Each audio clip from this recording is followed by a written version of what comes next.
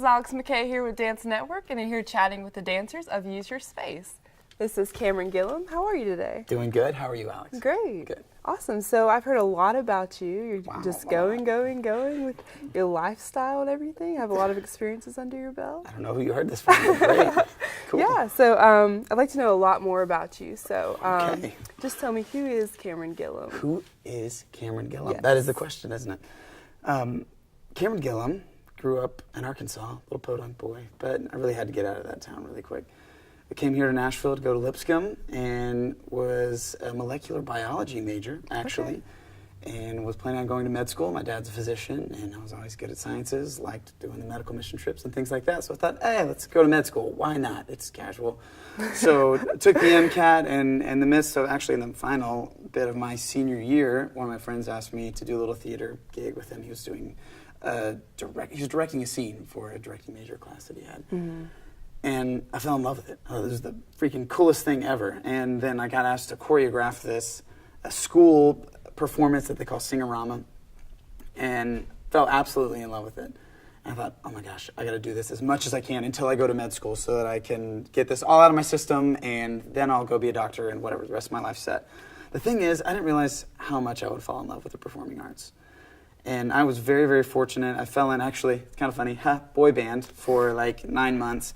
But we were signed with Universal, and so they flew in all of these top-notch choreographers and trainers to work on vocals and choreography and staging, stage presence and eye contact and executing good moves and being with the crowd and all those kinds of things, and got like heavy, crazy training for about 9 months. And then when that kind of fell apart, just fell into teaching and getting random gigs and things like that. So it's been 3 years now since I've been doing acting, singing, and dancing full-time. My dad was concerned at first, for sure, but he went from pretty upset to tolerant to now very supportive. Okay. So, and my mom's been pretty cool the whole time, too. Yeah. So that's more or less kind of my trajectory right now. You starting late in the game of dancing, do you consider that a big setback from everybody else? You started early? There was definitely a lot of technique that I had to catch up on, because I was kind of thrust into the performance world without having the 8 years or whatever at a studio where was that go from first into second and blah, blah, blah, like.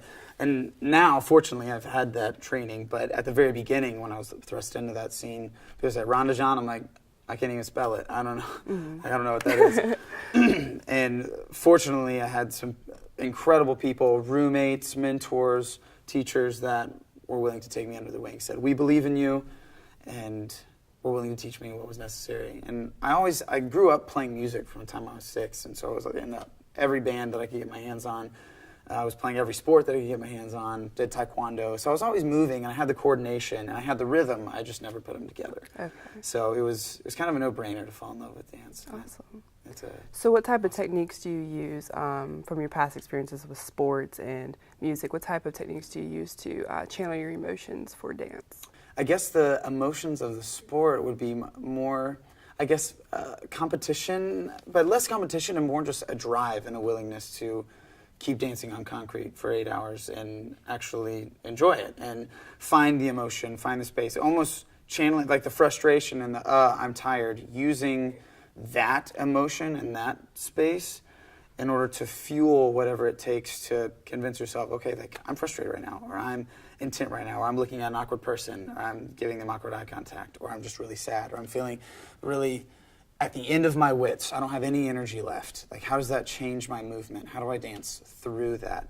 And I think movement is beautiful in and of itself, but when you match it with emotion and with a story that it tells, it transforms the entire process. Definitely. And I think that's why you can have one incredibly technical dancer and someone who's maybe not so much technical, but you see them feel everything on their face, and you see them feel everything through the movement, and they know what they're trying to communicate. Which one do you end up watching? Right. I always end up watching the person who's telling the story. So it's really cool to see the difference between quality movement and quality storytelling. And it's really beautiful when they can meet each other. Wow. So you watched the dance professionals, and you were portraying Dustin today. That's right. Yeah. So from watching that, how did you use your own experiences from your past to be able to portray that character? Good question.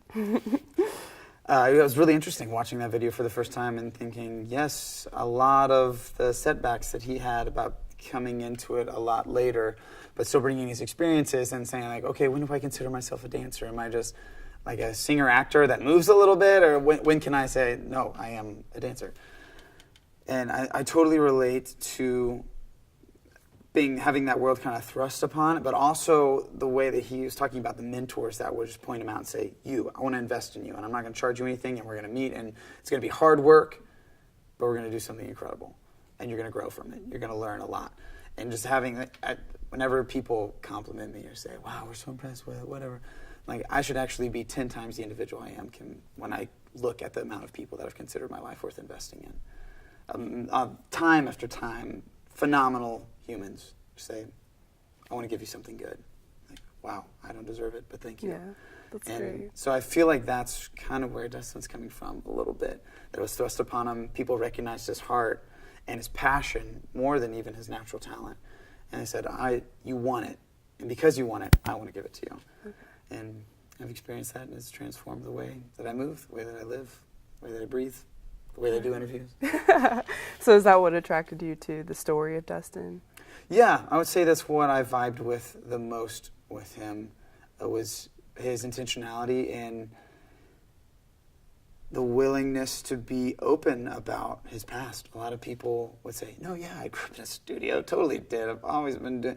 He's like, no, didn't grow up in a studio. Got thrust into it really late. I was sitting here with 8-year-olds in ballet class because I needed basic technique. Yeah, kind of like you. Yeah, it takes humility to step into that space and say, no, I need this. And if a 7-year-old does too, awesome. We're in this together.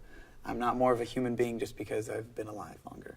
So you've done a lot of different things. Like you have a performance today with, what's it called? Little Mermaid. Yes, awesome. Yeah. So how has this experience differed from the rest?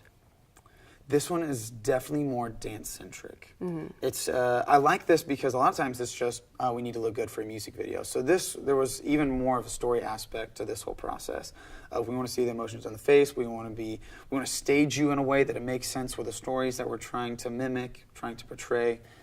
And I love, that's my favorite aspect about it. I feel like if you don't have something to say, then you should never take the stage. And would you rather impress or would you rather inspire?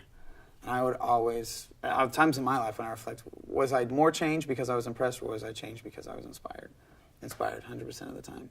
And I feel like what we're doing here, what we got to do today, is something that people can relate to in a way that they will be inspired, because it wasn't just movement. We were embodying characters. There were actual stories from actual people that took actual movement and an actual person doing an actual motive. Yeah. And I think that's far more inspiring.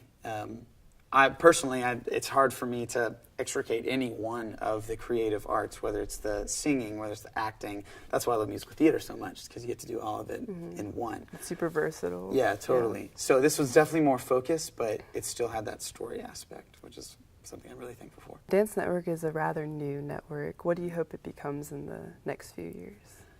I hope that it becomes authentic and genuine and honest more than anything. And I think it's already headed in that direction, because we have so many networks that we have to look the best, we have to pick the best personalities. Oh, they don't have the right look, they don't have the right look, they don't have the right personality. And I feel like for the first time, it's like, we don't care who you are, what you look like, what your background is, nothing about that. The fact that you are a human being and you exist, and you have an iPhone and you set it up and you take a video of yourself in your living room, and we will air that because we believe in it.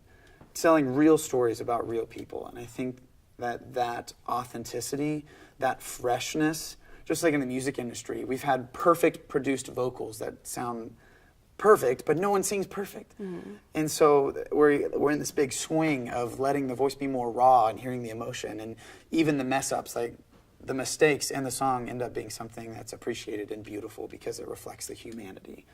And I feel like that's the direction that Dance Network has right now. Just from watching those dance professionals, they're really intentional about seeing the heart and recognizing the worth outside of the look, outside of the talent. Just the fact that you exist is enough. And we're not basing your worth based on your performance. We just want your story, because that's one thing that we can offer the world that no one else in the world can. That's awesome. Well, I know you have a recital to go to after this. I'm going to wrap it up. Do you have anything else to say? Thank you, Dance Network. Awesome. And Thank you, you Alex. so much for being here. Absolutely. Anytime.